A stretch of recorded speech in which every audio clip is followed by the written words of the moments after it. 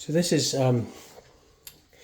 a vessel sink, and what's different about this is there is no overflow. It's really important when you buy one of these, or you think about putting one of these in, that you get the right kind of sink stopper that has no overflow, no pop-up.